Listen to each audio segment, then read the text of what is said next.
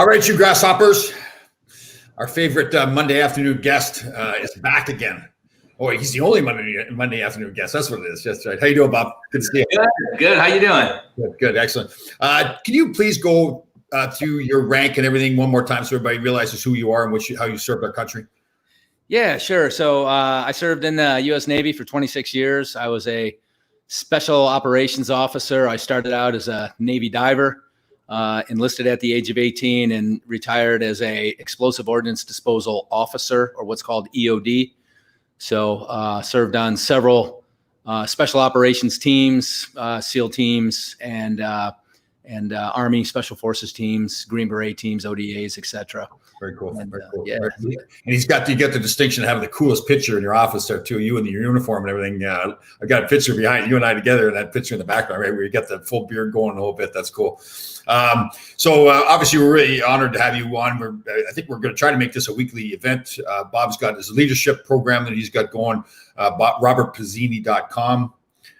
You guys can go and follow him there. He's got the cool thing down in Virginia Beach too. He's got the iFly where you pretend you're skydiving, and I went in that, and it was a blast doing that too. So Bob and I met. We're both on the board of the Warrior for Life Fund, based in Virginia Beach. Again, they got a rink down there that's it's an old rink, kind of tough shape, not good locker rooms and everything. And a lot of the veterans have come back if they've got maybe it's not any issues, PTSD or whatever it is, and they've really been. It's kind of been therapeutic for them to get on the ice and skate and everything. So we're trying to, we are going to. Put ourselves either the preference is to get a brand new rink. If we just have to redo the old one, we'll do that. But the preference is to have a new rink. So it's a great project. Really proud to be part of it too. So, and Bob also, now that he's got nothing else to do, he coaches kids hockey too. You're coaching the high school team. Is that what it is? Yeah, high school this year. Yep. Yeah. And is your son on that team? He is. Yeah. As a matter of fact, he scored one of our 2 goals yesterday. Oh, okay. So they lost 9-2 opening game. So he did that on purpose. That's good coaching because now there's room for improvement. So that was all part of the plan, wasn't it? Yeah. Oh, yeah. Oh, it's all part of the master strategy. Absolutely. That's good. Good. And now you got assistant coaches. You're all by yourself. No, I've got actually. This is a really good year for us. We're lucky. I've got a dedicated goalie coach, and I have 2 assistant coach. And we do USA Hockey certification, which I think is an incredible coaching education program. And so one of my assistants is a level 1, kind of new guy, but he just wants to help. And then, Grady's my other coach. If you remember Grady Mack, he played on your team in the big game at the Garden. Grady's a Navy SEAL. He's still in, right? Or is he retired? No, he's still in. Yeah. He's a captain. He's in charge of a lot of stuff. Wasn't he? I guess I'd be careful, but he had a lot to do with helicopters, right? Was that? No, Grady. All SEALs in their career. I mean, they don't fly helicopters, but we direct operations and we're passengers on them all the time. But Grady, he just finished a big deployment. He was working with submersible vehicles. That's what. It was. Yeah. Because we played that charity game up in Boston, and we're sitting around the breakfast table the morning of the game, and Darius Kasparaitis was sitting there, and Darius has got a pretty good sense of humor. And Grady was talking about this project with the submarines, and Kasparaitis he got his phone out, and he's pretending that he was talking on the phone. He was pretending that he was talking to Vladimir Putin, talking about these submarines. Here's a Navy SEAL in charge of submarines. It's pretty funny, actually. And Grady, that's hilarious. Yeah, once Grady caught on to it, he played along with it pretty good too. So he said, "We know where you live. Don't remember, I'm gonna have a helicopter." That's what it was, because he said we're gonna have a helicopter flying over your house. Yeah, exactly. His son's on our team. He's a defenseman, T-Mac. Yeah, good. Good kid. Well, we're on the subject. You and I have coached a lot, and we wanted to talk about coaching today. And I think that coaching leads into, I think you're the same way. You want to teach the kids to be better players, men and women to be, women and men to be better players. But it's also a way to teach life lessons too, right? It was probably even more important than anything, as most of these kids really aren't going to go on and do much with the game. But if we as coaches have taught them properly, they can get a lot of benefits. I know my sons did, and I've had a lot of kids come back to me years after I coached them and kind of thank me for stuff they learned. So it's pretty rewarding stuff. So when you coach with the high school team, do you take all the kids that come and try out, or you cut some of the kids? So we have house hockey. We take anybody, and then we have we're not doing travel this year, but we are doing a tournament team. So rather than get in a league and have a travel schedule, we just look and see what tournaments are out there, and we'll register our tournament team. So tournament team is tryout. And that's for the kids' best interest. I mean, in house, we don't check. In tournament, it's full contact. And, the players have to be up to that skill level to play at that level. Right. Then one of the age-old questions that goes in all the time is, do you play to win or do you play everybody to play? I have my feelings on it. I want to hear what you have to say. Yeah, well, that's a great question. In house hockey, it's easy. We play to play. We play everybody. And like you said, we really try and teach the kids the life lessons, no doubt about it. Now, in tournament hockey, we play to win. However, the game has to be fun. Whether we win or lose, when we leave that rink, the kids and the parents, they got to be making that drive home going, that was fun. I'm glad we did that, win or lose. And that's the objective. And if we're not doing that, we're not doing our job as coaches. At the end of it's not the NHL. And even in that tournament setting, we're doing what you said. We're teaching them life's lessons, and sometimes losing is part of that lesson. Yeah.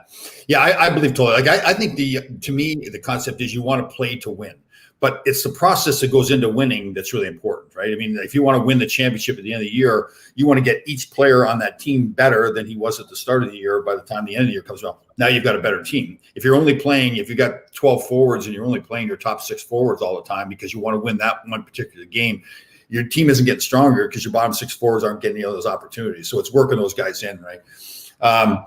Real quick, I want to back up a little bit. You touched on parents. I think if you're going to coach, you have to address the parent issue, right? I mean, I think when you first start coaching, for me, it was I actually had an NHL scout said to me, I said, I know what you're thinking. He says, you think because you played in the NHL, these parents are going to listen to everything you say.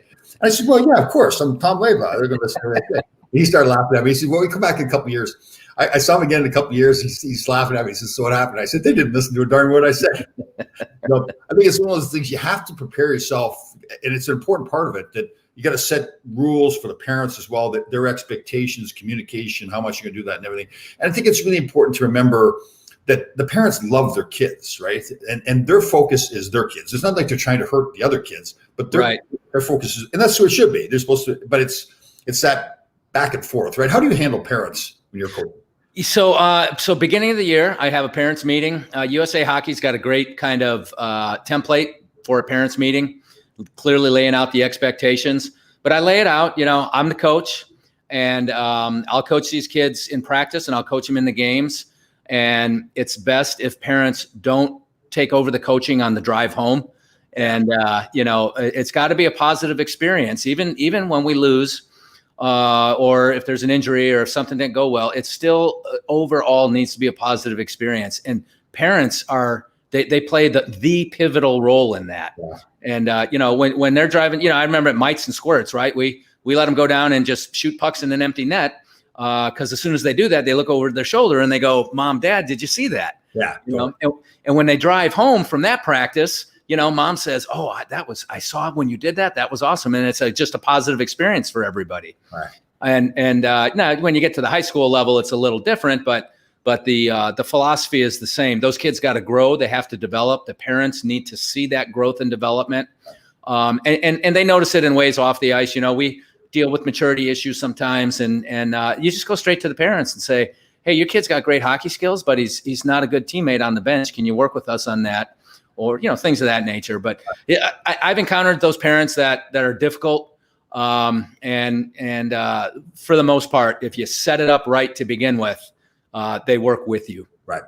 I was coaching the high school team one year around here, and the high school kids, right? So the same ways we were in high school, it's our job to challenge the rules, right? I mean, I was trying to get them to get on the bus on time, and we had a power play or at our home rink, and I was trying to get them to get closer to each other to make shorter 10 or 15 foot passes instead of trying to make passes through the box that are 40 or 50 feet long.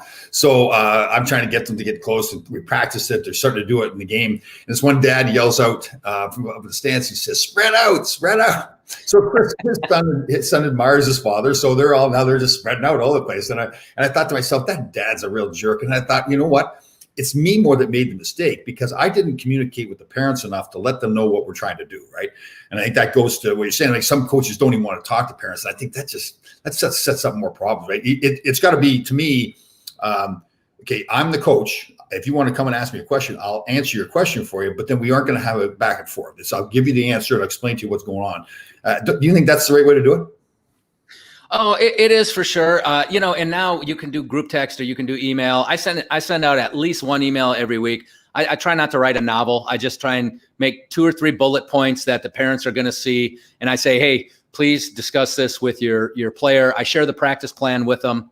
I want the kid's email address as well, so we can have that direct communication. And I think it's a lot easier actually with the email communication, because you can really let them get inside your head a little bit more if you're willing to do the writing. Right. How are you with discipline? Are you pretty used to down like have a solid set of rules at the start of the year for all that stuff? Yeah, especially now at this level, the ice time is limited. We got to get through the practice plan. We got to work on the things that we need to work on, and so I'm pretty tight with discipline. Hey, I need you there on time. I need you on the ice on time, and don't be jacking around when we're standing in lines. And I hate to even have them standing in lines for more than about 30 seconds or so. Let them recatch their wind, and then boom, the next drill goes down. But I speak fast, and I'm very direct, and I call everybody by their name to really try and capture and hold their attention for the duration. But like you said, they're high schoolers, and to be honest, sometimes they say stuff, and I'm like, I just can't help it. That's so damn funny. I gotta laugh. Is it true? Yeah, I noticed that too. They're funny kids. I had Herb Brooks coaching for 4 years, and there's that great scene in the movie Miracle where I think it was in Norway. They lost the game to the Norwegian B team or whatever, and he had them skating after practice. And we were at our home rink, and I knew we had about 20 minutes of extra ice time after the game was going to be done, and we were playing terrible, totally lacking, just like one of those days, no discipline whatsoever. So I said, okay, you guys go ahead, do whatever you want to do. If you want to keep this up, then at the end of the game, we're going to stay on the ice, and I'm going to skate you some more. And I think they thought I was bluffing. And I found myself, there I was out there in the shoes, and all of a sudden I'm blowing the whistle, and they're going up and down. I'm thinking, I'm just like Herb Brooks. Again. Yeah, again. Oh, one young guy started to throw up, and I was like, oh God. And the parents were just outraged too. And I had to explain to them, I said, listen, these kids need to learn discipline. And I think it's our job as coaches. You're not coaching to be their friend. You're again, so it's life lessons, and discipline is part of that, right? Oh, it's definitely part of it. One of the things they say in USA hockey is don't be the kid's last coach. But some kids, to be quite honest, they just haven't experienced discipline at home. Yeah. So it's real tough to work with them on the ice when they don't have it at home. We got one kid, just a magnificent as a second year squirt. So that's 10 years old. This kid is a magnificent hockey player. And you know how it is. You have those 1 or 2 or 3 or 4 superstars at 10, but by the time they're 14, 15, everybody else's skill level catches up. Yeah. But anyway, this kid was magnificent, but he just did not. He was homeschooled kid, and he just did not play well with others. And it was in everybody's best interest that he stopped coming to the rink, which he did. Well, he went to another rink. They asked him to stop coming there. He went to another rink. They asked him to stop coming there. Wow. And so it's unfortunate. It doesn't happen often, but it does. And I'll tell you, it's to the detriment of the rest of the team. We asked him to stop coming because he was holding the other players back with the terrible stuff he was doing. That's rare too, right? I mean, that doesn't happen too often then, but you're right. You can't, you've got other guys to worry and boys and girls to worry about on the team. You can't just have that one person drag them all down. Yeah. So inevitably, we've talked about this too, like in leadership parts of it, inevitably you're going to fail at some point, right? You're going to have bad plays. You're going to have maybe a player just can't do something that he should be able to do. How do you handle that? So what I like to do is get them, and I love that you brought the word leadership into this, because leadership, which I do for a profession, and coaching sports, the two are just hand in hand. Yeah. They're so important to each other. Good leaders are good coaches, and good coaches are good leaders. But what I try and do, generally speaking, if my player is open-minded kind of kid, good kid, which just about all of them are, I say, what could you have done better out there? What'd you do wrong out there? Or, if that situation just happened again, what would you do different? Try and get them to identify, what they could have done better, because it's in them. They all know, and it's just a matter of getting them to face, the truth, so to speak, and presenting it to them in a way to where they can accept it and they own it. They can own it. And again, I think similar to the leadership in businesses and everything too, like I think it's really important to like you don't want them to fail, but they're going to fail. And that's a teaching moment, right? It's like, especially in practice, I think it's almost like in practice, you can almost set up like a drill that is, you don't want them necessarily to fail, but it's difficult to do. Maybe a defenseman having to skate backwards from a standing still and do a one-on-one, right? And inevitably, most of the times if you got it close enough together when you start, he may get beat by the forward, right? So now he's thinking to himself, I feel terrible. I can't do this drill. And that's when the coach has to step in and say, okay, listen, right now you got beat. You're not good enough to do that drill. That doesn't mean that you won't be good enough to do that drill in a week, in 2 weeks, in a month. And now you go ahead and work on their foot speed, skating backwards, and all that kinds of stuff. Now you go back to the drill again, and now all of a sudden he can do it better. And now he's looking like, now his confidence is growing, right? Because now he does something he could do a month ago. Now he can do it. He's looking at you like, first of all, it helps your coaching because now he believes in you more. But no, you've also helped him be a better player and also a stronger person, so he can take that into life too. That just because I can't do it today, I've got some new job that I'm doing, and there's a task that I can't complete. But okay, I'll get to work and I'll make myself better at it, right?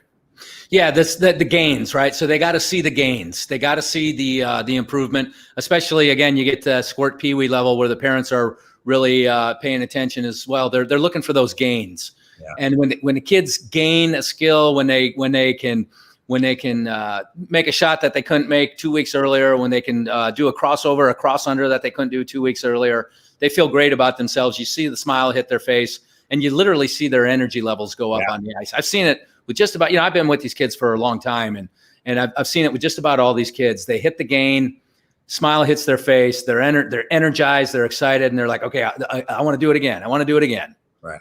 And now they're not afraid to make a mistake too, right? Because now they know they can recover from that mistake. They not going to sit there and say, I'm just not good enough. They're going to say, well, I'm just not good enough today. I'll get there, but I'm not there right now. Going back, that we talked about the winning and losing too. You've got some guys are better than others on the team, and you've got a 1-goal lead late in the game, and there's a face-off in your own zone. There's always that temptation to just put on the same 5 guys that are your best players, right? Like I think it's important to try to. You've got to get another guy in that group every situation like that isn't maybe one of your top 5 guys, so he feels better about himself. Don't you think? Yeah, you do, and there's a dynamic there as well. Like there was one year where I had 2 pretty strong lines, and then my third line was extremely weak. And so I told the third line, I said, hey, your job is to get out there and hold the line for 1 minute. You're going to do a 1-minute shift. You hold it, and then you just get off the ice. And by doing that, you're going to allow these first 2 lines to get out there and advance that puck and get us ahead in the game. So they knew they were the weaker skaters, but I gave them a real specific task and told them, your task is critical to the success of this team. I need you to get out there and just hold it. And right. So empowering, you empower them, you give everybody a mission, get them focused. Yeah, it is good. I remember it must have been my second year, first year in the league, and we were playing a big game in Philadelphia. And we had a bunch of veteran defensemen on the team, Ron Greshner, Dave Maloney, and Carol Vade was still playing, Barry Beck. And we had one of those situations where we're up by a goal, and there was a face-off in the neutral zone. And I had to, back then, the red line was still in play, so you could make an offside pass. So the face-off, it came back to me. I was going to have to get to the blue line and then pass to one of our forwards. If I don't get to the blue line, it's an offside pass. It's going to come in our zone, and it's that now they've got an opportunity to score. And I remember thinking to myself, Herb kept me on the ice, and I'm looking at the bench of all these veteran guys, and I'm thinking, oh, is he going to call me off? Did he forget to call me off the ice? I got that, but he clearly did it for that purpose. He wanted to put me in he obviously had enough confidence in me, but he wanted to put me in that position so that I felt like, okay, now when he really needed me to do it later on, and it was tough. But once I did it, it's like same thing you said. The energy level, just like even as an adult, right? You just feel better about yourself. Yeah, yeah, it's pretty cool. You're blessed to have had Herb as a coach. Yeah. I've watched the movie Miracle probably 100 times, and I'll watch it 100 more times. By this time next year, just great lessons come out of that movie for me. And but his coaching style, he was a tough coach. No, you know better than I do, but. How awesome. But I tell my kids to go watch that movie all the time. Every second or third practice, I'll say, hey, if you haven't watched Miracle in the last 2 weeks, get your skates sharpened and watch that movie. Yeah. It's funny too, because most of the guys that'll tell you when he's coaching you, and I see the same thing, I didn't like him at all. In fact, I probably hated him sometimes. But I look back now in life and the things he taught me. Like he had this saying, passes come from the heart. And I use this all the time. Wow. And yeah, in terms of hockey, he meant, okay, when you go to pass the puck, just don't hope that it goes on your teammate's stick. And he would bear down and practice and he'd just rifle a pass, like make it go on his stick. And it's funny, you watch this with other kids now. When I say that to them, and I tell them this whole story, this is Herb Brooks and this is how he did it. And they really bear down. You can see, wow, they see the difference now. It isn't just hoping it happens, but it's also about life too, right? That's one of those life lessons that whatever you're going to do in your life, like in your career, you're passionate about your career. You did it with your heart. And you got more results out of it. Like those days where everybody has bad days, but if you're just going to show up and do your job, you just don't get as much out of it, right? Yeah, I love that. Yeah, that passing from the heart. I'm going to use that. I'm going to quote you and give attribution to Herb Brooks on that. I love that. Grady Mack, we had the kids doing a drill a couple weeks ago, and it ends with a shot on the net, right? And half the time they just take a weak wristed shot on the net. They skate past the net. They don't look for a rebound, yada, yada, yada.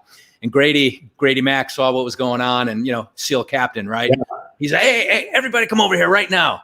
He goes, when you shoot on that net, that is a violent action.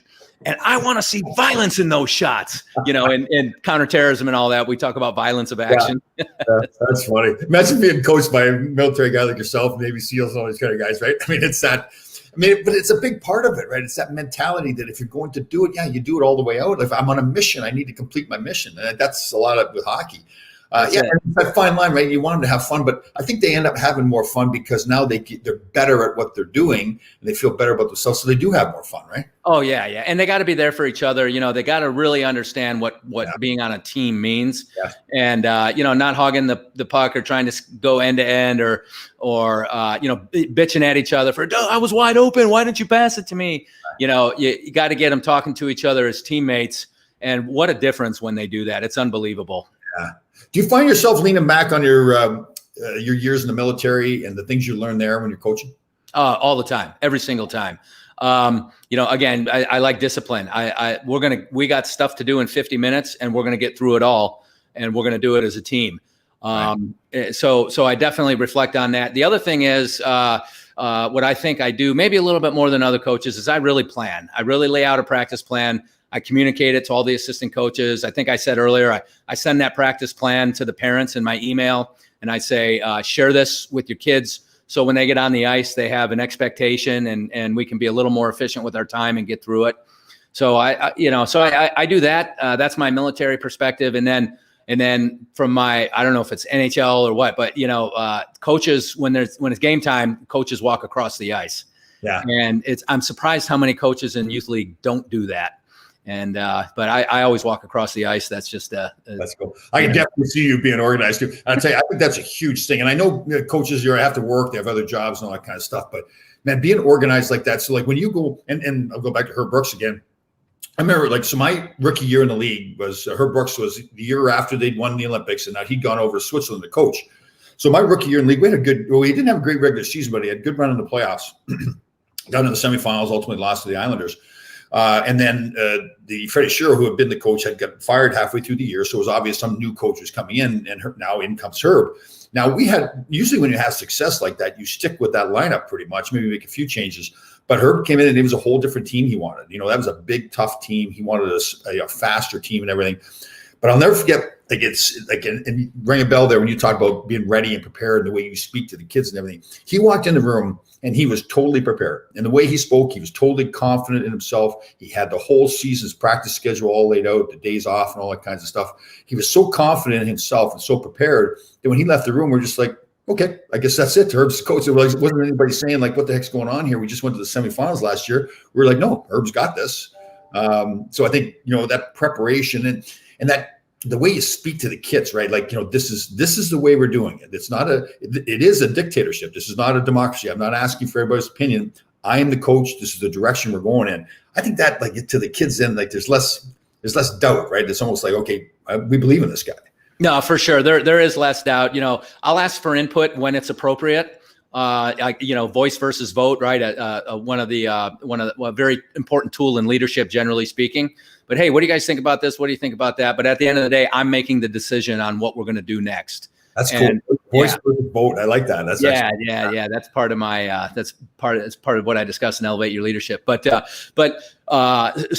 without a doubt, it is my plan. But I also treat them like adults, and I treat them with respect. I don't scream and yell at them. I can be stern and direct in my messaging without yelling at them, and because then if they get sidebarred and they go, why is the coach yelling at me? Then they're not hearing a thing you're saying. Yeah. And that does happen with those kids too. Like, they're sensitive, right? I mean, they're kids. Like I said, we're all like that too. You talk about yelling. An old teammate of mine, John Tonelli, won a lot of cups with the Islanders, and we played together in Los Angeles. He lives here locally now, and we coached together a group of under 14-year-old kids. But probably 3 years ago now. His son was on it, was going to go off to prep school. It was kind of last year. It was a nationally ranked team. I think they were ranked like number 6 in the country or something. So we coached together. And, I'm coaching the defense. I'm trying to calm them down because they've got to make decisions out there. Now, John, if you ever watched him play, he was just a maniac out there. And he was the same way coaching. So he was constantly yelling. And I was always trying to get him to and he was he knew what he was doing, but he got so wrapped up in the game. He was constantly telling the kids what their next move should be on the ice instead of them learning themselves, right? And he'd gone home, and his wife, one of the parents had videoed the game, and his wife was watching it in another room. And John heard this. He tells me the story. He heard this yelling, and he says to his wife, he says, "Who's that yelling on the thing?" And she kind of laughed. She goes, "It's you, you idiot." Like, you guys are doing it. So, that's funny. It's so funny, but it's and once we brought it to his attention, he realized, because that's not the way the kids need to learn, right? They need to make the decisions out there themselves, right? Yeah, well, video doesn't lie. You can always review video and go, man, I could have done that better. That's for sure. So, the more you can empower the kids to make their own decisions, the better off it is. And then you have captain, assistant captain. You give them leadership roles, and hopefully they step up. Which so far so good with my team. They step up and try and not be a yeller, not be a screamer, but try and work with you to get the kids to think on their own and make their own decisions. You talk about your leadership and having captains on the team as well. So typically a captain, will stand out, not necessarily because he's the best player, but he's his personality, the way he commands respect in the locker room, all those kinds of things. Would you ever, in a business setting or coaching, select a captain because maybe he's a good player but hasn't grasped the leadership yet, and by putting a C or an A on his sweater or making him a leader in a business setting, it kind of forces him to become that leader?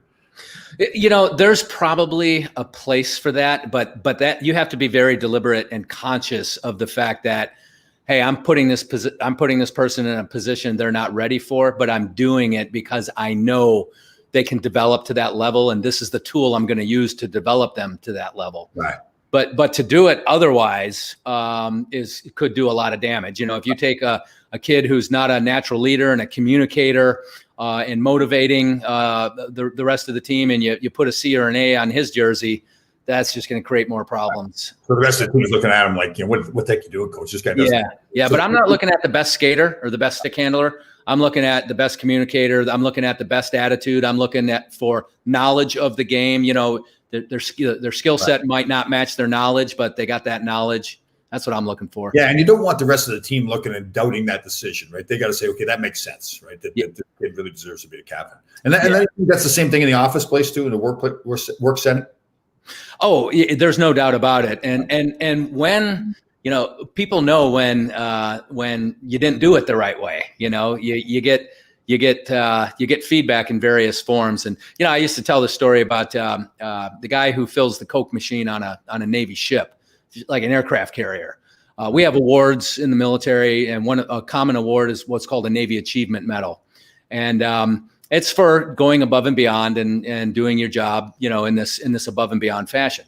Well, there was a ship where this fella got a Navy Achievement Medal because during that whole deployment, 8 months, that Coke machine was never empty. He kept it full the full 8 months, and half the people half the crew on the ship, they say, well, big deal. He's just doing his job, and the other half, or the guys who were on the cruise before where the guy didn't keep it full, they had an appreciation for what it means when that job doesn't get done the right way. That's interesting, because we talk about that in the True Grit life too, that, a lot of times if you're that true grit person that shows up every day and does your job, you may never get recognition because you're there every day. The guy that doesn't do it every day and then does it once in a while, everybody's going to say, wow, he did his job, right? And that's part of the I mean, it's great that that guy gets the award, because that is the hard part about being that true grit person that shows up every day and does your job. You may never get anybody standing up and cheering for you because you're just there every day, and they just assume that you're there every day, right? So that's excellent. Yeah, and at the end of the day, if he didn't do his job, the right way, it had a huge impact. Right. Something as simple as a sailor going and getting a soda from the Coke machine after their shift or whatever. Yeah. That's a big deal when you're on an 8-month cruise out in the middle of the Indian Ocean. That's cool. That's true too. That's good that you got recognized for it. Well, listen, great talking to you again. Again, everybody, we're going to try to do this every Monday around this time. Bob's fantastic at a lot of, he's been through a lot of stuff, a lot of leadership, being in the military, the coaching, studied a lot. He's got his own leadership camp. Again, it's robertpizzini.com if you want to find him, and you can get online. You can do all the online stuff, right? Teaching classes. Yeah, I'm doing it online now. As a matter of fact, my next iteration starts tomorrow.